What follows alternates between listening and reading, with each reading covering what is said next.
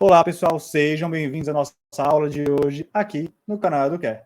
Eu sou o professor Denis e sou o professor de atualidades de vocês. Hoje, o nosso tema, é um dos temas que está aí, sufocando nos últimos dias, nas últimas semanas, que é o calor. Então, vamos falar um pouquinho sobre as ondas de calor, tá? Vamos aqui, para a nossa apresentação de hoje, tá? Ondas de calor. De onde que veio essa ideia? Bom, a gente tem visto aí nesse tipo de matéria, o tempo todo aí nos noticiários, Planeta teve o trimestre mais quente já registrado. Uma outra matéria. Organização Meteorológica Mundial adverte: ondas de calor pioram a qualidade e poluição do ar. Aquecimento recorde dos oceanos se desloca do hemisfério norte ao sul e ameaça Brasil, diz especialista. Bom, todas essas matérias, inúmeras outras, de outros veículos aí jornalísticos, vêm apresentando, esse elemento que a gente está sentindo na pele, que são essas ondas de calor. Mas o que é uma onda de calor? Tá? A onda de calor, ela corresponde, como a gente pode ver aqui, corresponde a um período de vários dias consecutivos de altas, elevadas temperaturas. Tá? São temperaturas que extrapolam muitas vezes as médias históricas de um determinado lugar. Tá? Por exemplo, agora no Nordeste a gente tem visto um aumento das temperaturas médias. Então, isso, durante vários dias, pode ser caracterizado como uma onda de calor. Mas calma, antes da gente chegar a falar aqui do Nordeste brasileiro, vamos ver um pouquinho de como é que foi essa matriz, esse elemento, dado aí pelo mundo. Tá? Bom, a gente tem aí, de fato, muito claro os efeitos aí, dos impactos mundiais, dos impactos climáticos mundiais. Tá? O que isso quer dizer? Quer dizer que a gente tem visto que os vários efeitos, a utilização de combustíveis fósseis, a poluição, tá, das grandes cidades, etc., tudo isso, as próprias construções, elevadas, todo o modo como nós lidamos com a natureza alterou. Isso alterou, obviamente, o modelo como o próprio clima se relaciona mundialmente. Tá? Então, é um impacto direto sobre isso. E o mês de julho desse ano, 2023, aqui, julho desse ano, certo? Foi no hemisfério norte, considerado um dos meses mais quentes do mundo. Tá? A gente teve temperaturas lá no hemisfério norte acima de 30 graus, o que para esse hemisfério é realmente muito alto. Tá? O mês de julho, só lembrando aí, o mês de julho é um mês de verão lá. Tá? Então, nessa parte do mundo, que já era uma parte quente, um período quente, tá? Se tornou ainda mais quente, superando as médias históricas. Tá? Então, aí, como a gente viu, foi o mês mais quente registrado na história do planeta. Um detalhe para isso, porque a gente pensar, que ainda tem pessoas, dizendo que aquecimento global é uma mentira, é uma falácia. Bom, a ciência, os dados mostram e provam o contrário. Tá? A gente tem visto, sim, vários períodos, eventos de temperaturas elevadas no mundo. Tá? O último recorde mundial, foi em 2019, e esse ano esteve 0,33%, 0,33 graus Celsius a mais do que 2019. Tá? Então, a gente está vendo, se a gente fosse analisar em um gráfico, a gente estaria vendo uma alta das temperaturas ao longo dos anos. Tá? Para a ONU, ela considera que o mundo ultrapassou esse nível de aquecimento, entrando aí num estado que eles consideram de ebulição global. Ou seja, o planeta está fervendo. Tá? Então, é preciso sim a gente olhar de novo com um pouco mais de carinho para o modo como nós nos relacionamos, nossas sociedades, obviamente, se relacionam com a natureza. Porque os efeitos a gente está vendo.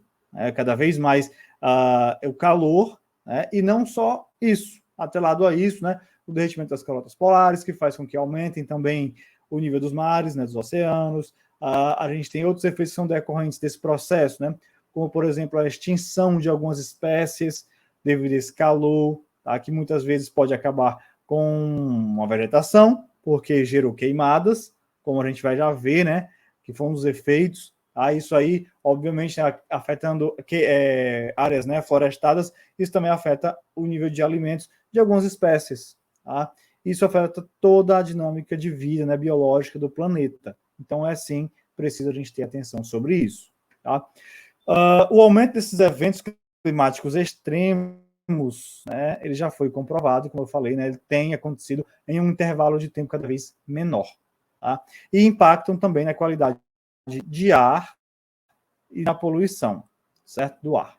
Quando a gente vai lá ver, existem alguns efeitos que são extremamente nocivos e muitas vezes passam desapercebidos. Tá? Acontecem, né, muitas vezes esses incêndios florestais, como eu falei, né, e no caso, no ano passado a gente teve aí, né, nos Estados Unidos, tá, no noroeste do país, houveram, né, incêndios históricos, tá, para o país. Ou mesmo as incursões de poeiras que chegaram, né, até a Europa, certo? Passaram aí, né, do continente africano, né, atravessaram o Mediterrâneo e chegaram até a Europa, tá? No ano passado também. São efeitos, né, exemplo desses efeitos, né, decorrentes desses eventos climáticos extremos, tá? Já no Brasil, a gente tem no final de agosto, né, do mês passado, aí, né, final de agosto desse ano, a gente teve aí, né, um período extremamente de elevadas temperaturas, tá? Então, essas temperaturas chegaram, inclusive, né, a mais de 40 graus Celsius, tá? Extremamente quente, principalmente na região norte, tá? Uma atenção especial aí, né, porque esse recorde de temperaturas está chegando aí em pleno o inverno, na região, no hemisfério sul, certo? Vale lembrar que a gente está ainda passando, né, pelo inverno. E essa alta de temperatura é um efeito extremamente, no mínimo, estranho, tá? Para a gente considerar aí, né? Por mais que na região nordeste, norte, a gente sinta muito menos, né, uma diferença de estações, mas elas existem, tá? E apesar do hemisfério sul, né, tá passando por pela estação inverno, tá? Houveram, né, uma elevada temperatura média, tá? Uma elevada, aliás, um evento extraordinário, né, de elevação de temperaturas médias, tá? E aí, né, considerando, né, foi decorrente de uma grande massa de ar seco e quente, né, que se deslocou da região norte no país em agosto, mas até agora, em setembro, a gente está vendo, né, uma decorrência dela chegando aí na região nordeste, tá? Nós vivemos aqui, né? Então tem um calor aí, ó, em excesso, devido a esse padrão aí, né, de aquecimento, tá? E aí, né, tá atuando praticamente em todas as regiões. Já teve registro de alta, né, desde agosto até agora, registro, né, em todas as regiões, tá? Isso também se deve principalmente, né, em questão dos ventos em baixos níveis na atmosfera, tá? Gerando aí consequências da atuação de uma forte corrente de jato de ar, né? E esses ventos em baixos níveis, né, se deslocam da região norte para a região centro-oeste, nordeste e sudeste, tá? Como a gente falou, né, geraram aí temperaturas que chegaram perto ou acima da área, que a floresta amazônica é uma área extremamente úmida, tá? Então deveria ter dado uma certa contida aí nessa temperatura. Apesar disso, as temperaturas foram acima de 40 graus em muitas das localidades. Bom, considerando, né, que a gente está vivendo um inverno na região do hemisfério sul, tá? A gente teve aí uma alta, tá? Só que na cidade de São Paulo, a média histórica, tá, é de 24,5 graus Celsius. E a gente registrou aí nesse mês passado 34, né, graus Celsius. Então, pelo menos 10 graus acima do que deveria ser a média para esse mês, tá? Na cidade de São Paulo. Já em Campo Grande e Goiânia ficaram registrados aí 37 graus, em Cuiabá 42, em Brasília 34 e no Rio de Janeiro 39 graus Celsius. Mas a gente pode ver aqui essa massa vermelha que aparece aqui né, demonstram aí a elevação de temperatura, né, no Brasil, tá? Isso aqui foi o mês de agosto. Agora ela ampliou, tá? Essa área em vermelho aqui, né, ela se ampliou para chegar aqui na região nordeste, certo, do país, tá? Então, ela chegou a cobrir o país, certo? Aqui, né, um outro mapa demonstrando, tá? A gente tem as temperaturas aqui, médias de temperaturas que variam, que foram de 1961 a 1990, e uma passagem, tá? Aqui, de 1991 a 2020. A gente pode perceber que essa mancha aqui que estava em laranja, né, ela se ampliou, tá? E as manchas em vermelho continuaram, né, crescendo, principalmente aqui, ó, região norte, uma área maior da região nordeste, né, e algumas outras áreas menores aqui, ó, principalmente aqui em Goiânia, né, próximo aqui ao Distrito Federal, tá? Se ampliaram.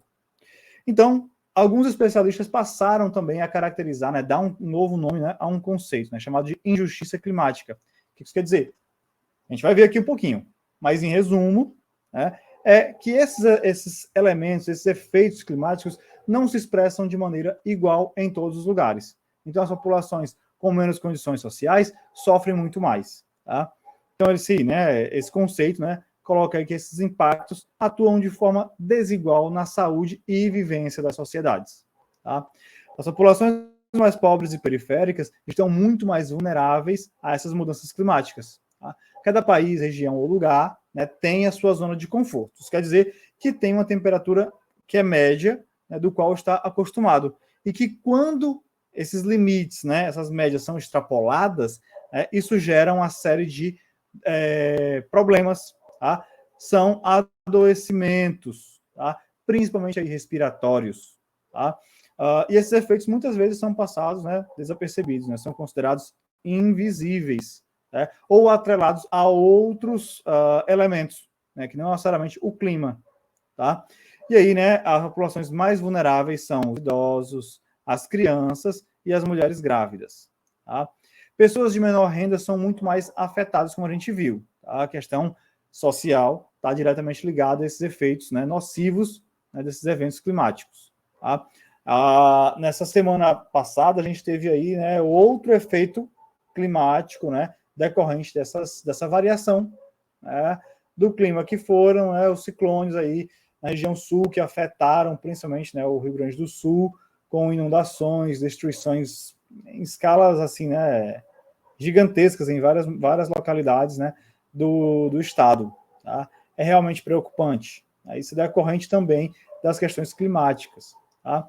Então, essas pessoas, né, esse conceito de injustiça climática se mede aí, né, pelas pessoas de menor renda que têm uma vulnerabilidade muito maior, tá? Essas áreas de risco, né, estão aí, ou de enchentes, né, estão localizadas aí, né, nessas áreas que são impróprias para habitação, e geralmente as pessoas de menor poder aquisitivo que ficam localizadas, né, nessas áreas, certo? São áreas de risco de enchentes, de deslizamentos, né, e que também apresentam, né, áreas mais poluídas ou regiões menos arborizadas urbanas. Então, é de fato um problema mundial, tá? Mas, mais especificamente falando do Brasil, a gente vive isso diretamente, né, durante esse mês aí, né, de setembro e agosto, tá?